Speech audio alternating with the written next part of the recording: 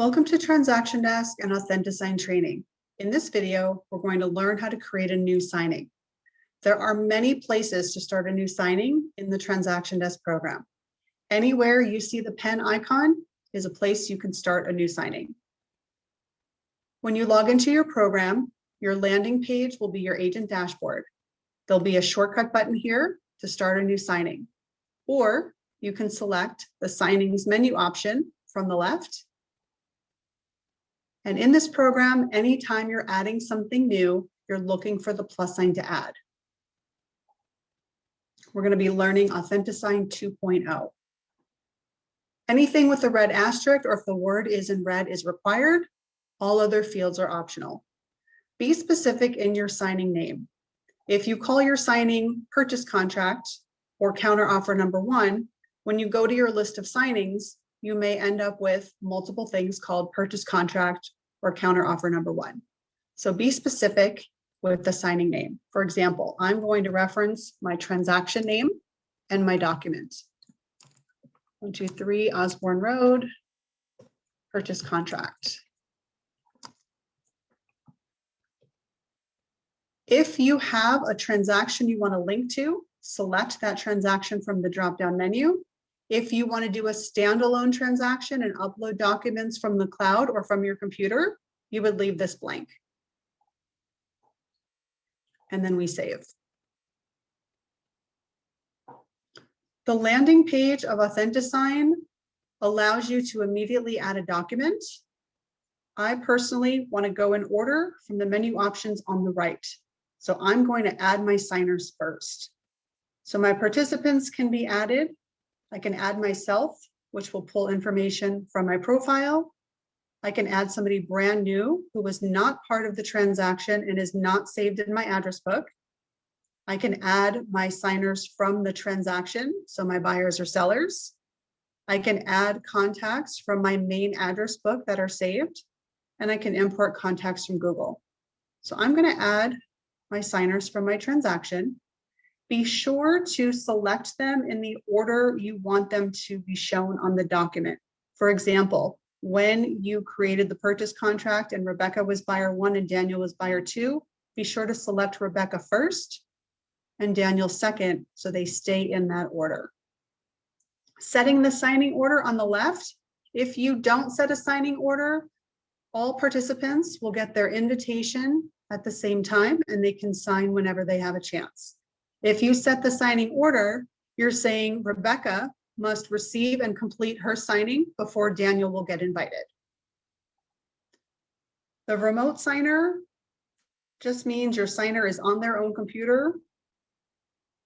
A reviewer is someone who doesn't need to sign, but needs to accept all of the conditions.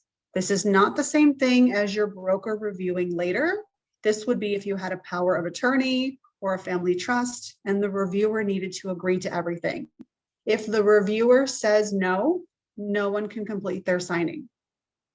A CC is somebody who is not a signer, but does need a copy of the signed documents. For example, the other agent or the title company. Best practice would be to not use this feature. Get your documents back, make sure they are signed correctly, and forward them to the parties who need them. So we're going to leave my signers as remote signers and select them. If I forgot to add somebody, I can click on add participants and get my options back. If I need to make a change to one of my signers, I can just select that signer. I can make a change to the spelling of their name, to their email address, to the type of signer they are. I can also remove them from the signing. If I do make any changes, I would need to save. If I did not make any changes, I can close. The next step is going to be to add my documents. So I'm telling the system which documents we're signing now. The documents in my transaction will show in alphabetical order. So I select the ones that I want signed.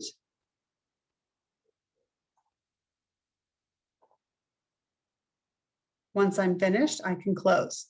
If I want to import something or upload something from my computer, I can drag and drop. I can upload from my computer, or I can upload from the cloud. My files are files that are saved within the TransactionDesk program. There is a feature called documents. In some places, it still shows as DocBox. It is document storage within this program. You are able to create your own folders and upload your documents. Once we have our documents added, we close. If I forgot to add something, I can go back to the Add Documents link and get all of my options again. If I want to delete something, I can select that document and I can remove the file. If I make any changes, I click Save. If I want to change the order that the documents are shown during the signing, I can drag and drop, or I can change the number in the box. If I have 10 documents and I want this one to be number 10, I can just type number 10 in this box and everything will move up a space. The final step is the Tools option, which is where you would drag and drop your signatures. If you're uploading a document that came from the AAR or the MLS library, those signing locations are going to be added for you automatically. If you're adding your own documents, something you uploaded from your computer, something another agent sent you, even if it is an AAR purchase contract, if it came from another agent, it will not auto-populate these places for you. You will need to manually drag and drop them. To manually drag and drop, select the signer you wish to add the signatures for. Signing, initials, check boxes. Initial choice means they have to pick one or the other, but not both. Radio choice is the same thing, but with a dot. They have to pick one or the other, but not both. Adding a text line for your clients mean they can add this text during the signing portion. You will not be able to see what they've added until after you receive the completed version. Anything you want to delete, go ahead and highlight, click the trash can, and it will delete those options for you. If you want to make changes to the fields that auto-populate when you add a signature, click on the name in the signature box for this screen to possibly automatically add a date stamp. And make sure you save those as your default settings. So now, let me close here. Now, if I go back to the signature area, it'll automatically put a date for Daniel. If I want to delete it or move it, I can. So you have the ability to drag and drop anything that's not already there. All of the signer actions are in blue. The signer will be doing that while they open their invitation and do the signing. If you want to add an additional field, for example, if you have 3 or 4 signers and the document is only set up for 2, you can drag their initials and signatures, and then you can drag their name underneath the signature. This is also where you can add dates and times. So I can put the date manually, and if I want to add the time, I can add the time as well. If I want to automatically add the date and time every time, again, click on the signer name, select timestamp, and every time we add that person's name, you'll get a date and the time automatically as long as you save your default settings. So you can change these anytime. Fields that the agent would fill out would be considered markups. If you as the agent wanted to add a text box, you're going to do that with markups. Select the markup area and then click your cursor where you want the text to be. You do have the option to resize. That way you can add text right now.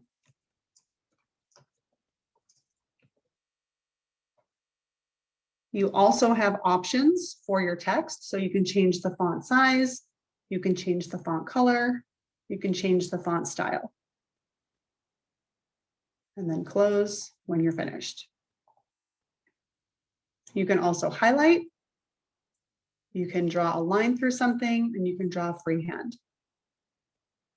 Options and feedback generally won't be used. So after you've created your signers, your documents, and added all the signing locations, you would click next.